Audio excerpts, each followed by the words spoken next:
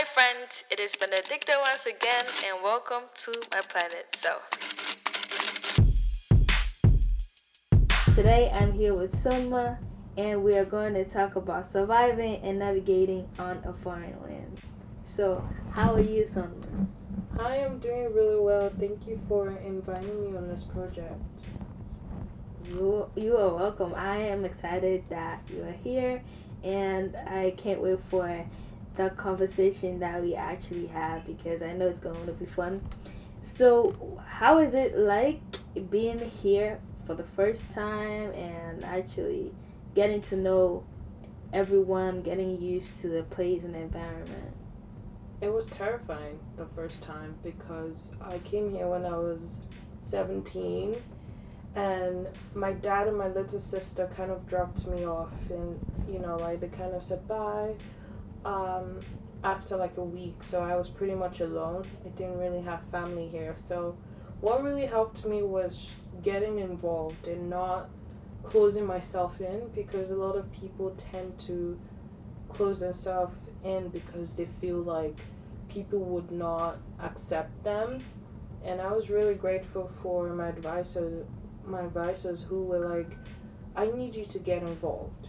Every event, everything, they kind of like pulled me in. And since then, I kind of like realized that it's really important to advocate for yourself. And my mom like told me that kind of like phrase or that quote, that no one will advocate for you except yourself. So that really is something that I have held on to for a really long time, which makes me really proud of how I have accomplished 3 years ago till now. Wow, that's crazy. By the way, did you encounter any problems and if so, how did you exactly overcome those problems? And Definitely, I had like language barrier because I met a couple of people and they were just like clueless on what I was speaking, and English isn't my first language, so definitely being able to like translate from your language to English was quite difficult. But what really helped me was tutoring. I went for tutoring, and the tutors were really phenomenal and kind and caring, and we practiced a lot of passages, and I wasn't judged for my accent or my language or how little or no English I didn't know. Food, of course. I mean, you definitely miss back home food. I missed it. I was so homesick.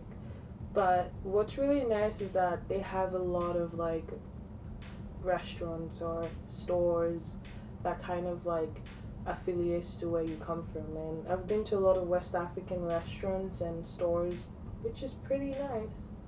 I think another thing would definitely be being homesick. I am here alone. My family back home, and sometimes you just want to hold your mom or your dad or your siblings, but you just can't. But the reason why I'm here is definitely to become a successful doctor in life and help those people in need. And how far I'm going, it just keeps making my parents proud, which makes me happy. wow, that is important, especially with the food. I'm with you on that because I'm really picky. I can't eat chicken Alfredo for my life.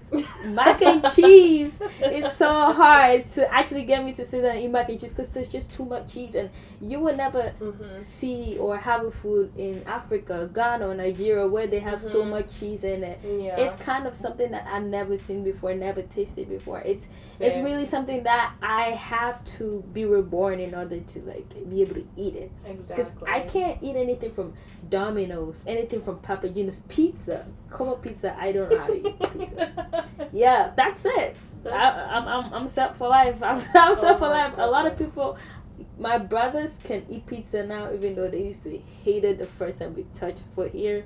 But now they eat it and they actually make fun of me because it's not like I'm not ready to try it. It's just that I just you never got used to it. I never got used to it. Yeah. It is really something that can be troubling. Yeah. So let's talk about UMass Law. Like, Mhm. what do you actually? No, you went to Middlesex. So, what is the transition like? And do you feel like you're happy here, or would you wish to go to another school? Honestly, the transition from Middlesex to UMass Lowell, I transferred to UMass last year, which was COVID year. You know, everything was online, and I never got to have the experience that next month I would be having. And Middlesex just felt like more or less like a community, and everyone knew each other. If you put yourself out there, if you were doing events, if you were commencement speaker, if you're like a tutor or whatever, you know, your professors will know you, and everyone is just willing to like see you succeed. That's one thing I really cherished about Middlesex. I, for one, have met incredible professors at UMass Lowell who are so understanding and very down to earth, but I haven't really met them in person. And UMass, I feel like the friends I've met and encountered have really shown me so much love and kindness, even though I haven't really met them in person. So it I can't say that I would want to go to any other school, but I'm just to meet new people, see how classroom setting is in UMass Lowell because it's bigger than Middlesex, and you know, just like make a good life for myself during the senior year, because from here onwards it would be crazy for me, definitely. And what are you looking forward to from UMass Lowell? Are you looking to go back to Nigeria sometime, or just kind of still hanging around here? I think I would definitely like hang around here more, because from UMass Lowell I will go into med school, and then I will do like 10 years to become like a very like successful OBGYN. And I mean, eventually I do want to go back and like help, because a lot of people tend to run away from where they're from instead of actually coming back to help. And they blame the system when we are actually the people who can bring change. You know, Very true. we're the new generation, and if you feel like there's something that needs to be changed, you should change it, not just run away from it. So I definitely would not run away. Eventually, I would go back and help as much as I can, but I would be here for a good while. Wow. Yeah, I hope you stay here because you have such a great energy, great vibe. Wow. Yeah, honestly. That's awesome. Definitely, it's important to actually like go back to your roots, like you said, Mhm. greet your parents or whoever in your community, and kind Yeah. of help and reach back, especially when, like you said, you're a successful Mhm. OBGYN, which I can't wait to see you become a physician and Thank you know you so give much. birth, help women deliver their babies So beautiful. and so on. Just holding So, babies. what about like financially? So I know as international student, it's kind of difficult a lot more Yes. because you don't have financial aid No. and you don't. It's also it's not like you can't get a job. It's hard to get scholarships, grants. So like, how do you navigate through all of that? Because Mhm. that on top of your studies kind of Mhm. brings stress, unnecessary financial burden that Yeah. you as a if you are a normal student you want to avoid because you want to Mhm. focus on your studies. So I think it's even an extra full-time job to be an international student. How do you deal with that, with all those financial hurdles? I mean, honestly, I just thank God for just giving my parents the grace to pay for my school fees and my siblings' school fees, because it is really something that stresses a lot of people out. But one thing that has helped me is that I've been able to apply for scholarships and being able to like get scholarships. But I definitely advise people to not give up. If you see an application, apply. If you get rejected, at least you tried. Worst case scenario, you might get rejected. Best case scenario, you might get like 20 grand. Just do it, you know? And for me, I'm just grateful that God has been providing for my family, because my parents tell me, Sonma, don't stress. Mm-hmm. You know, just get the great grades, Mm-hmm. which I'm so grateful that I've been doing so far, and God will provide. And you know, you just always have to like have that mentality that let me make my parents proud because they're suffering to make sure I get a good life. And when you have that mentality, you find yourself working hard because even though you're doing this for yourself, your parents are the ones that are laboring for you. Very good. You know, they are the ones who sleep at 12 a.m. just because they're working. They want to work overtime, Sure. give you more money, support you. You have to like never take family for granted because you know a lot of people don't have education, but your parents want you to have one. So they are trying, they're working, and they're making sure that every single person in their household has a good education. So the best you can do is just work if you could, but in this case you can't, to get a good grade. You know, don't get C's, aspire to get A's, B's. Just do your best. So that's kind of how my mentality is. You know, look at the resources you have, check Google, like search.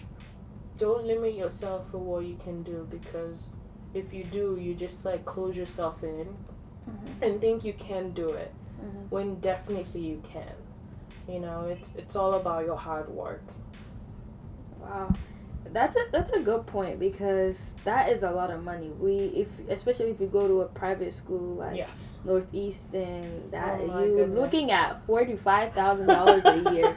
That is a lot of money, and you can't be paying that much money. It's actually some of them are even per semester, and you don't want to be paying that much money and not be doing well. Yeah, grades doesn't really define you, doesn't really say who you are, but just at least looking at your stance and looking at your situation and looking at how much money is coming from your parents' pockets. Yeah. Like if you take it to African currency, that Oh my goodness. could it could literally be the Even heart attack. Right? Yeah, it could be literally used to fund the whole country, because Yes. that's a lot of money, and like it's just crazy. We just have to do our best, and I hope if you are an international student listening, just keep on going and don't give up, like Sonma said. Yeah. Make sure like you are holding on to hope.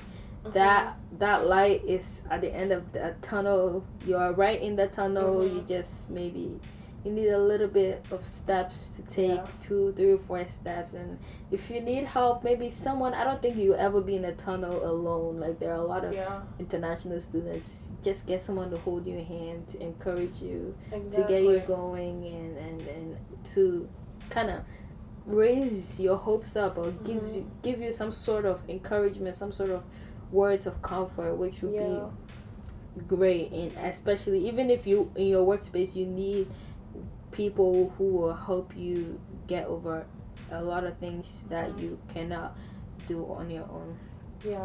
So do you have any questions that you are thinking of? I mean, for me, like, it's not what I have to say to anyone listening that is like a foreign student or international student is don't give up. Don't like feel sad when things aren't going your way, because I remember, so I'm trying to go into med school, and I've been on so many panels. I've gone to so many panels, and I've asked questions if international students will ever get admitted, and I've gotten so many rejections.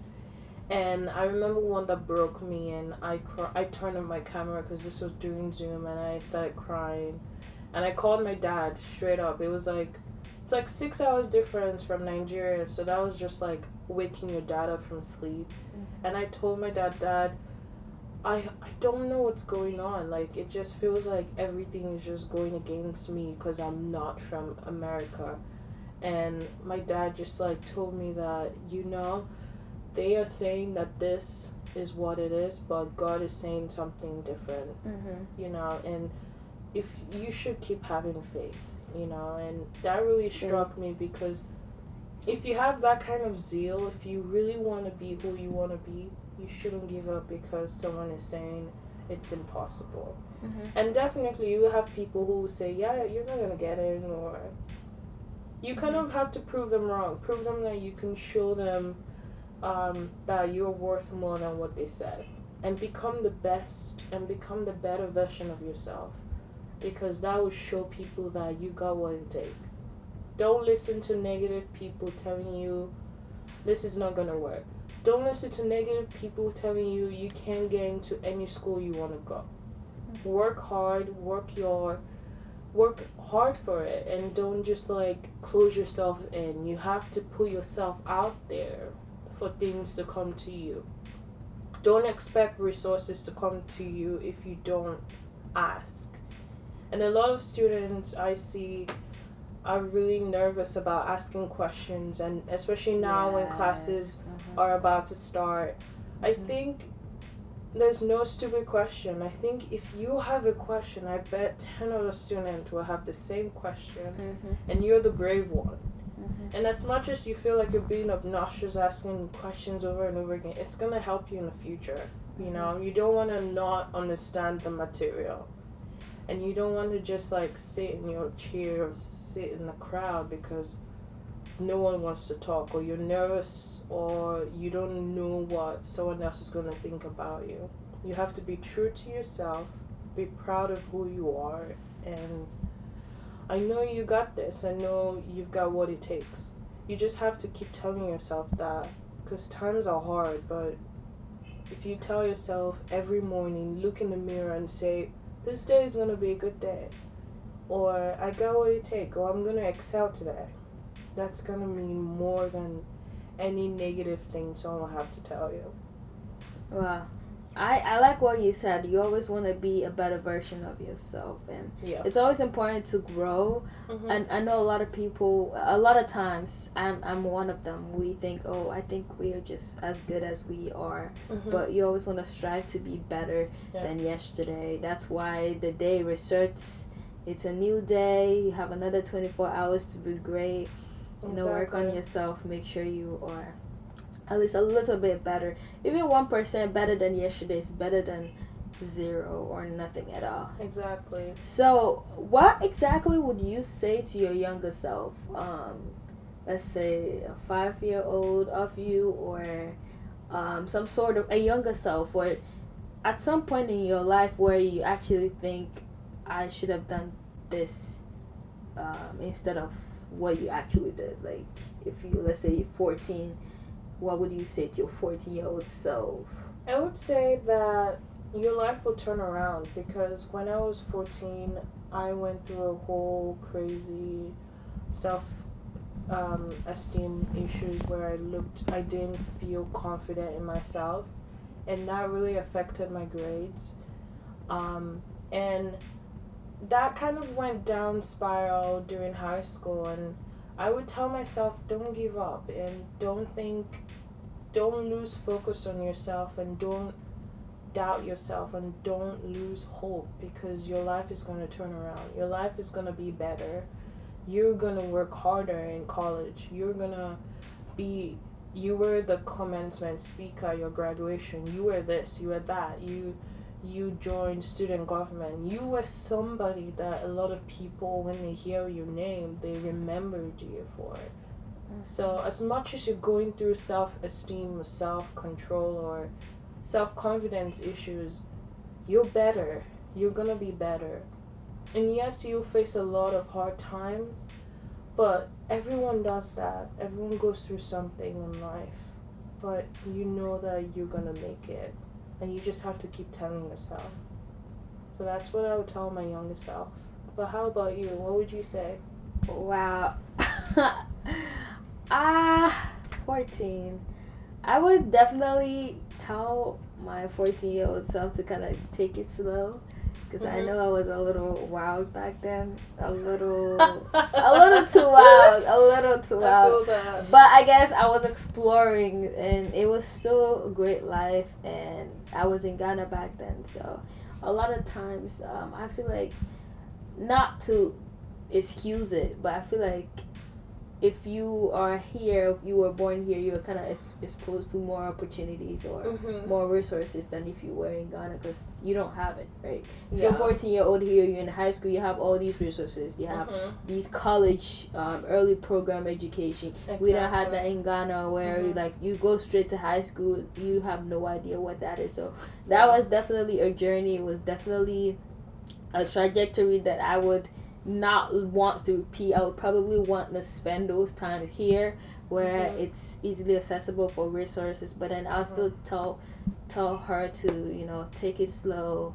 and also explore a lot of things, because I remember my dad signed up someone to teach me piano. That person didn't teach me anything. He taught me do re mi fa so. I can't even play it right. Well, I can play it, but in my own way that I learned it. But I can't remember how that person actually taught me, because what was he doing? He was just like taking my money, my dad's money, my parents' money. Where on the other hand, here they teach piano lessons free. You don't even have to pay it if you're in middle school, if you're in elementary school. Like, it's just for free. They're actually helping the students to be interested in an instrument. People who are born here, they learn how to play piano from like age 4. I'm like, I didn't have that luxury, but like somehow though, I wish I did. But I'm going to continue to, you know, do what I did not have back then, or just make sure I get what I want to have right now. That's awesome. I mean, definitely, I feel like every 14-year-old will probably benefit from that, because, I mean, first of all, people need to understand that their mental health is important, and I think that being able to take care of yourself first is something that, coming forward now, it's school period soon, if you feel like you're overwhelmed with something, if you feel like things are just going too much or the pace is too fast, it's okay to take a step back and kind of reevaluate everything. And, you know, for my fellow international student, talking as a fellow international student, reach out to as many people as possible. Don't do things alone. Don't be alone. Don't just be reserved for the rest of your life being in a foreign country, because you need to learn from different people. You know, you need to explore. You need to meet the people, and you also need to like learn a lot from them. So don't be alone. Don't feel like you have to close yourself off, or don't have that closed-minded mentality that everyone is like this or that. Just like be open to learn, because that's what really helped me. I was really open to learn a lot from people, and that's like pretty much what I would say to anyone. I completely agree. Do you feel like you've accomplished most of the things that you set out to do? Any of them? I think I have accomplished a really good amount, and I can't wait for more in life. I definitely would be so proud of myself if when I get my white lab coat, or my personal scrub. I would be very proud. But so far, my proudest moment was when I was the commencement speaker at last year's graduation at Middlesex. It was so beautiful. It was the first ever like virtual ceremony, and I was the commencement speaker. Did you apply for that, or you just were selected? I was nominated. Then I went through so many interviews. And I remember I had to like write my speech in like 5 days, 10 days, and I had like so many edits on my speech, like, and I had a voice coach. I had my drama professor like showing me how to like do my hands when I'm talking, or put my hands down. It was so much, but like I remember 2020, a lot of people were like texting me or like emailing me and saying, "You look good. Congratulations, you sounded awesome." But the thing about me is that I never like listening to myself. Yes, I cringe. it's definitely not. I don't. It's I not don't. fun. I don't. It's not fun. I never listened to my graduation speech. Oh, But you I never heard- listened to it yourself? No. I think will. that's a good idea.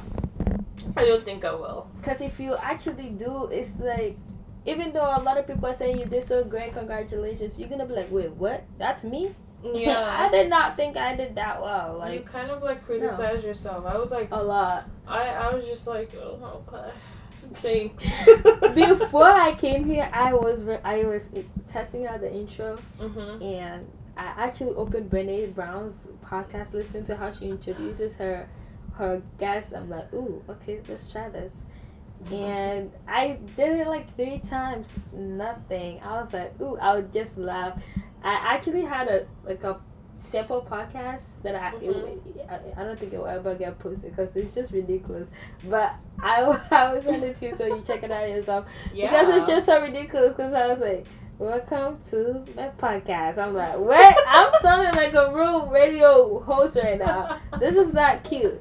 But I guess exactly, like, we are our own worst critics, and it's definitely, it could be good, but then again, it could also be detrimental to your success, to your growth. Mm-hmm. It's the same with my voice, especially when I sing outside, and people are like, oh my god, your voice is so cute. I'm like, huh? Which voice are you talking about? Is it the one that I'm speaking through right now, or which one? Like, the one I use auto-tune or something? Maybe, like, the one I record on GarageBand, because that's just the ones that I actually feel like, oh my god, I feel the studio vibe. But like, when I actually sing a cappella in church, I'm like, oh, what's going on? I literally kind of feel sad for the people listening to me, low-key, because I'm like, what are they listening to? I know. It's so, like, I'm so conscious of what I'm saying. It's definitely not it. But yeah, do you have any hobbies that you do, or did you pick up any hobbies at all here? Oh my goodness, I fell in love with baking. I spent almost $700 on bakeware, and yeah, I know.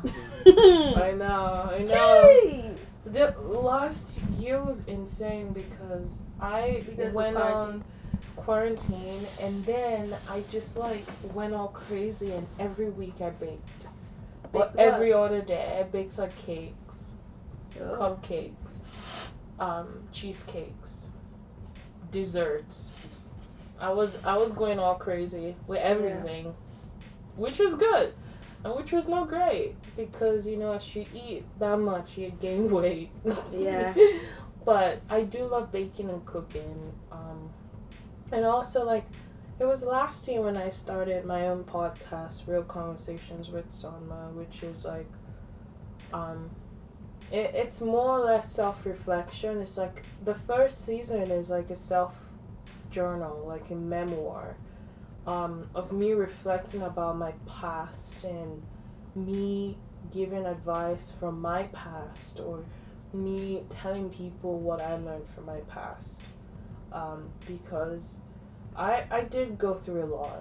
I went through a bunch, and I feel like what really makes me happy is when someone tells me, your episode really helped me, and it just makes me smile because, you know, I wish I had that. I wish someone, like, told me that. I wish, like, someone told me your mental health is okay. Mm-hmm. You know, going to therapy is okay. Not just making you seem like you're going crazy, or, you know, go do something, or go take a day off and cool off. Everything will be okay. Or I'm there. Why are you going to a therapist? Yeah, it was just that mentality that kind of like really affects a lot of people. And I really told people on there that it's okay to go to therapy if you feel like you need someone to talk to, professional help. As much as you love to tell your friends, there's always so much your friend can always take, you know, because being a friend, you want to be there, but you don't want it to affect your own mental health. So just really take care of yourself. Mental health, physical health, everything should be like your priority, because that's just really important. You don't want to like disturb or like make your parents scared because you're not looking good or you're not like you're sick or something. You also need to feel better for yourself too. Wow. Living alone. So living alone, how was it? Cause you just go to someone's land, like a foreign land, like we're talking about, and you just live alone, no friends, family, just start fresh, and that's just something that it's really not the normal. It's not the usual. It's something that Yeah. I'll give you the props. I think I need to clap for you. Thank you. It's very hard. Thank you so much. I do appreciate it. You have to have, no matter how trained you are to be able to be independent, you, one way or the other, you might have given in and be like, at this point, I want to go back. I can't live here. Again. Yeah. Or, like, has that happened to you? Of course. How did you how do you go about it? Sometimes I get homesick. Sometimes I either like tell my boyfriend or I call him like I miss my mom. So that's like the sad part of being alone, because as much as like if my mom was in Massachusetts, even though she was like an hour away, I either like go with him or like Uber myself there and give her a hug if desperate. But living alone was really, really crazy because I did not know a lot of things when I got here.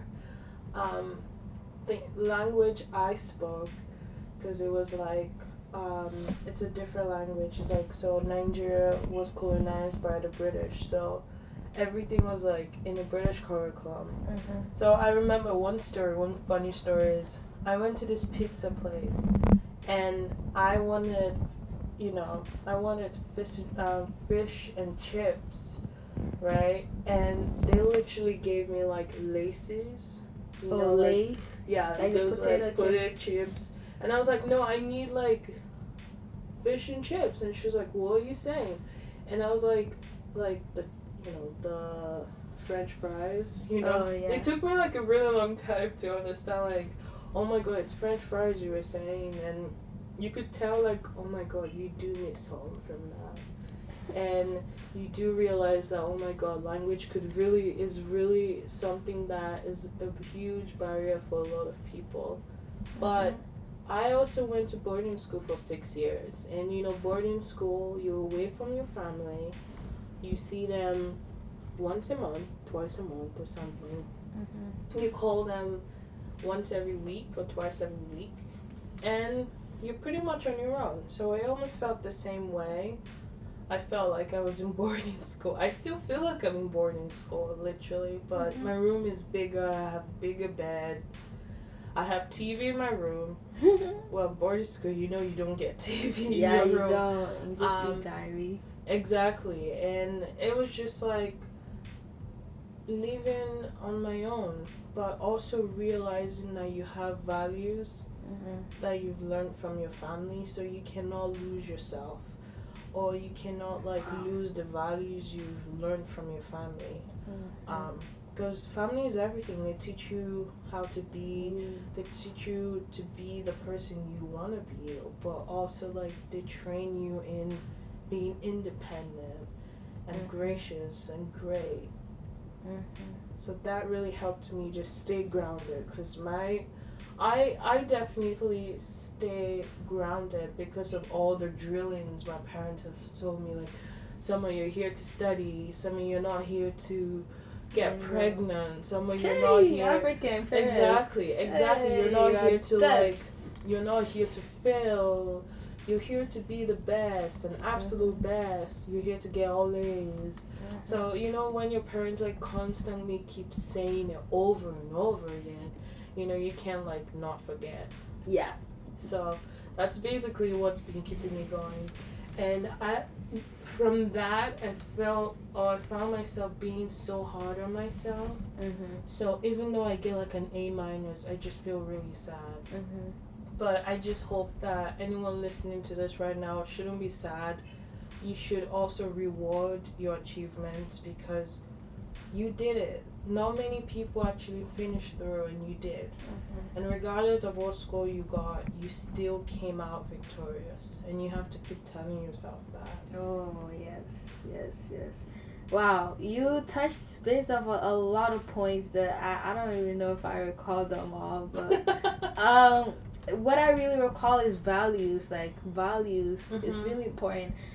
If you know who Brené Brown is, she is hardcore on having values. At least 3 core values is really important to kind of set you grounded, because if your 3 values are courage, knowledge, balance, then every decision you make are gonna be around those values. Exactly. Every single thing you do will be great. Yes, and if you know your values and you stick beside them, you definitely, I don't think you lose your way. It could happen, but since you know your values, you could pick up right back up.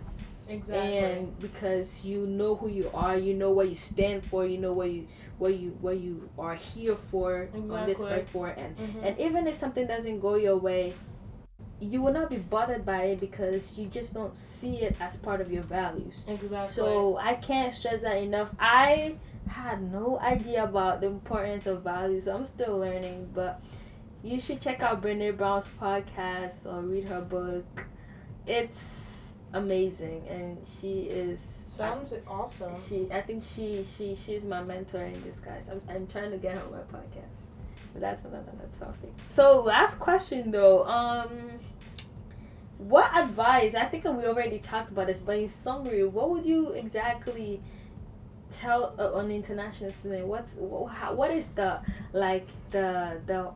main thing to keep in mind when you are moving, or especially if you are going to another country to study, or just the life hack in order to survive in let's say America or somewhere else, just the important thing? Definitely. I think one thing a lot of people should know is just be prepared to put yourself out there. If you really want to get the best or the most out of your experience, you have to try, even if it's hard, you have to try and just ask questions, or go for events, or go for calls, or you have to like meet mentors, or go for tutoring, or meet advisors. You have to like ask questions. As hard as it might be, it's gonna help you. And find someone, make friends. Friends will really help you go a long way. You learn a lot of experiences from them. You learn their culture, you learn their languages, and don't give up. I think a lot of people just feel like it is a privilege to study abroad, because trust me, not many people have that. I've met a lot of Americans who have never left the country. So you should be proud that you've gotten to leave your country, to come to another country. Like, you should never like not see that as something to be proud of, because not many people have that, to leave their country to study in like Germany or Greece. It is something to be really proud of and see, oh my god, this is amazing. And be true to yourself. Don't give up for anything. And yes, you'll have negative people tell you something will not work out for you. Prove them wrong. Show them that you are worth, or you've got what it takes. And I know you've got this. And I know that each and every one of you have every single ability to be who be who you want to be. And I know you'll be great.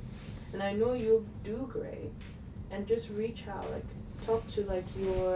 reach out to your school, ask to talk to like your peers, or like a peer mentor, or an advisor, or something, or an ambassador, and I'm sure they will make your stay as smooth as it could be, because I feel like they've been through what you're going through, and they will definitely tell you not to give up, because giving up just shows that, you know, you're not ready to take that extra step. Wow. That is a great, that's really important. Giving up means you're not ready to take that extra step. I will keep that in mind. So thank you so much for being here. Thank you so much for sharing your knowledge with me, because I needed a lot of it.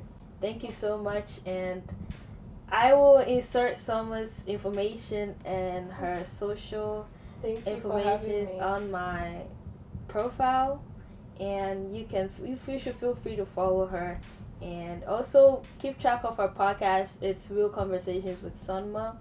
I will also include that in the profile, so stay tuned for the next episode. Woo! Bye. Bye.